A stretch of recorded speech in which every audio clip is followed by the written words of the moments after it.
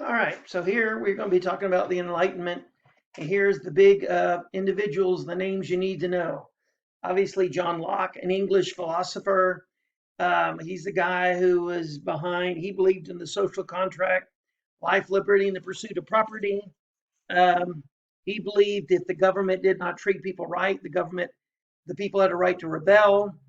We have Voltaire, who is the most famous of the French philosophers. His real name is Francois Marie Arouet. Voltaire was his pen name. He is a deist. He's not an atheist, but he's a hero to a great many atheists. They look up to him. One of his most famous quotes, stab the infamous thing. He's talking about the Catholic Church. He also said, no religion is worth burning your neighbor over. But he's not.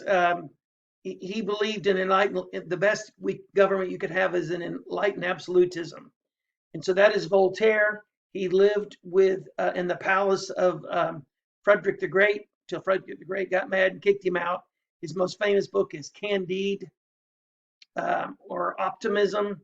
We've got Rousseau, who also believed in the social contract. We've got Montesquieu, who is the guy who believed in the separation of powers, which our government, U.S. government, is based on. So Locke, Rousseau, and Montesquieu were the ones that had the greatest effect on the American government. Kant's his famous saying is "Dare to know." Diderot is the guy behind the Encyclopedia, or the Encyclopédie, the French philosophe, great contribution to the Enlightenment. Beccaria is the guy, Cesare Beccaria, who was interested in how prisoners were treated. Adam Smith, obviously, is the great god of the conservative economists, the classic liberals, the invisible hand. Wollstonecraft wrote about women's rights. And what these guys did, we'll go over all these guys in detail later. What they did is they were awakened to the problems of the times. And they had serious problems to solve them using reason. That's the thing. They're enlightened people. So they're going to, and we use this term still to this day, that someone is going to make an enlightened decision, and they came up with solutions, that they thought were reasonable in the political, social, economic, religious realms. They valued reason, science, progress, liberty, toleration, sovereignty, equality, and individual freedom. There's the years it happened. It's in Western Europe, kind of centered around France. And what led to the Enlightenment, I tell kids to memorize this in order: Renaissance, Reformation, Scientific Revolution. That's all time period one, which leads into the Scientific Revolution, obviously still going on when time period two starts. And then, of course, the great one himself, Isaac Newton, who believes that the universe is ruled by a series of laws. And of course, he believed God put them into place, but you certainly don't have to believe in God to believe that there's laws out there. They're mechanistic. And these guys decided, hey, if there's laws governing how the universe works, then maybe there's laws. There are natural laws, and that's a concept there of natural laws that would regulate interactions between people and human beings. And how are the ideas of the Enlightenment spread? The print culture people can read. The encyclopedia is a really big example of that. They had salons, which are not really places to get your hair done like they were when I was a kid, back when I had hair. But they are like these rich women had these like drawing rooms, or what we would call a den, or an extra living room in their house, and they would have parties there. Now, these are rich people. They'd have these dinner parties, and they would invite people like Voltaire to speak. And there were coffee houses. And I never got to teach you about Hitler this year, but if I had, you'd learned he spent a lot of his young life in Viennese coffee houses.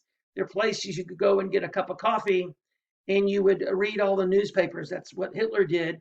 And it's places like this where people get together and talk, like debating clubs, like the Jacobin, later on the French Revolution, that are going to spread around these Enlightenment ideas. There you go. That's 4.5 minutes on one topic. Here are the big enlightened absolutists. Very important. I will probably have you go back and watch Richie's videos again. They're in Eastern Central Europe.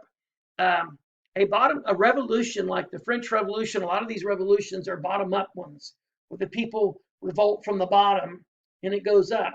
But these are top-down approaches to reforms, where the ruler comes along and he says, we're going to reform the country and I'm going to set the rules. Stalin did this with socialism. He called it a revolution from above. He goes, I'm going to impose it. And if they don't like it, they can die. There's limited religious toleration, but many of these people, especially Joseph II of Austria, he's more religiously tolerant than people were before. They streamlined the legal codes, they gave more people access to education, and they reduced torture depending on where they're at. So let's talk about Catherine II of Russia first. Clearly, remember, she is German.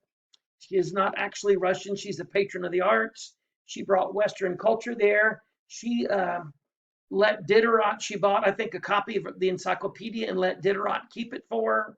She did all sorts of things like that. She corresponded with Voltaire. She had limited religious toleration and gave education to some. Serfdom was pretty severe under her, so they didn't really get a lot of help. And only nobles really benefited from what she had going on there. I'm going to move this screen out here a little bit and I guess move my picture off here. I don't know how much of that you can see. Frederick II, he was religiously tolerant. This is Frederick the Great. He freed the serfs on crown lands, not all the serfs. He promoted through a merit, that is a meritocracy. Same thing Peter the Great's going to do. He encouraged immigration, agriculture, and industry. Now, Catherine the Great corresponded with Voltaire. Frederick the Great allowed Voltaire to live in his castle until he threw him out. There's some other stuff. Oh, the potato guy, the famous painting I showed you of him getting out of his carriage to go see about the potatoes. He was concerned about the common person. Remember, his famous quote is, he was the first servant of the state. And here's Joseph II, and he is widely considered to be a failure, of course, according to Ritchie anyway. He abolished serfdom and feudal dues, had a justice system, schools, he did a lot of things like that. Anyway, we will talk more about these guys in detail later on. How are we doing here? 7:18, moving on to the next slide. Oh, we're getting close to the end here. The French Revolution. And so you started out with this absolutist system, okay? And this is somebody's idea. I don't break the French Revolution down like this, but some teachers do. And what they do is under what we had before, you had an absolute monarchy. There was the old regime. Remember the way they say it is ancient regime, A-N-C-I-E-N, ancient without the letter T on the end, regime spelled the same way. That's the old way of doing things. They had Enlightenment ideas. There's a financial crisis brought on by their participation in the American Revolution on the American side. They first off summoned the Assembly of Notables to try to solve the taxation problem. It failed, so they summoned the Estates General. We did all this. The Estates General, of course, the three estates, the clergy, remember the theory, God is first. First estate is the clergy. The second is the nobility. The third is everybody else, but that includes the bourgeoisie and the middle class. So don't think that the third estate was poor people. They met at they formed under the tennis court oath. They stormed the Bastille. There was all this fear in the provinces and in the cities. Anyway, this is basically kind of a good thing. The National Assembly was kind of good. They did have a couple of radical ideas. One of them was the idea that the priest should work for the country instead of the Catholic Church. And so, this idea of the separation of church and state, they were just going to put them together. They were basically going to have a national religion, and the priests were supposed to swear allegiance to the state and not to the Pope. They had the Declaration of the Rights of Man. As time goes by, they elect new representatives of the National Assembly, and it becomes this thing basically be called the National Convention. And this is where you have, you can actually see on this slide here, they have that a little bit later on. So this is still part of the National Assembly, but things are going to start getting radical here.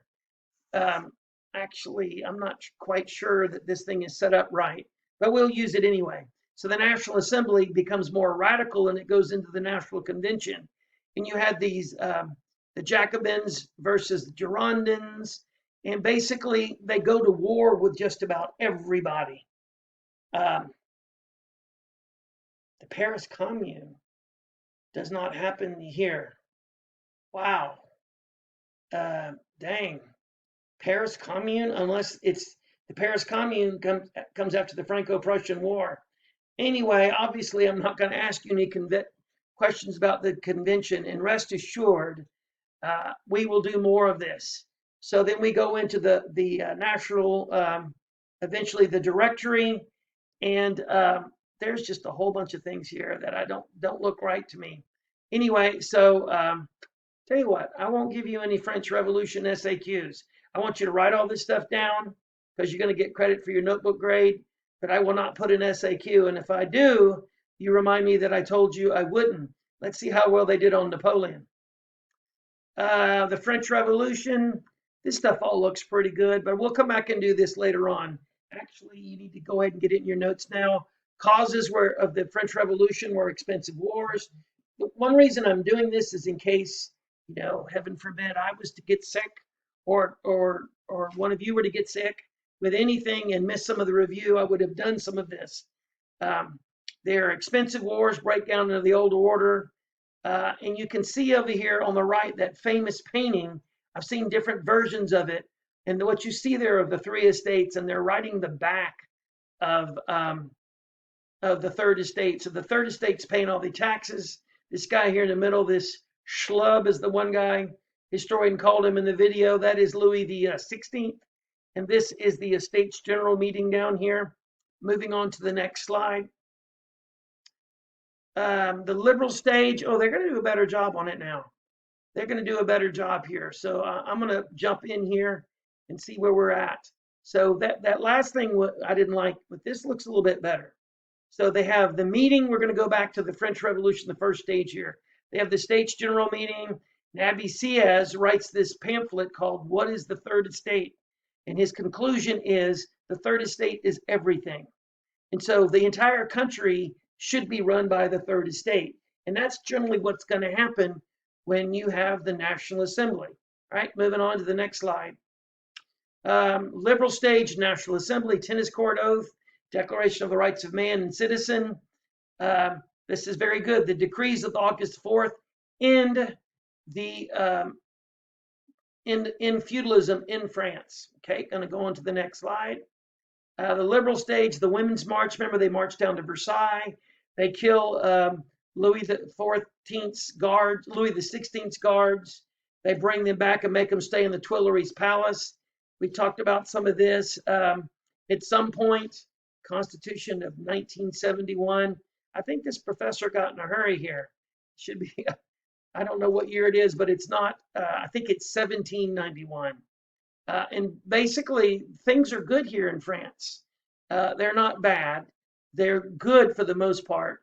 There are people dying, but basically the French king tries to flee, and they capture him and bring them back to Paris. And they were trying to get to Austria, remember, where Marie Antoinette is from. The radical stage, here comes the Legislative Assembly. I would call all this, there's the Paris Commune again. Maybe they did use that name then. The sans-culottes are the without knee breeches. They go to war with Austria. And remember, the Austrians issue this thing saying, hey, do not, we don't want you to harm the king or the queen. Remember, because the queen is Austrian. The Declaration of Pillnitz, and many people believe what this does is it causes these people to execute the king and queen. And then you go into this thing called the Reign of Terror, and you have the Committee of Public Safety, which is headed by Robespierre, who at the end there, they're executing everybody. He tries to start this new religion, and he sets up this thing called the Republic of Virtue, and they're going to worship the goddess of wisdom. They try to de-Christianize. They go to the other calendar, the revolutionary calendar, where there's 10 days in the week. And at this point, we're going to stop. Sorry, I rushed through this so quickly.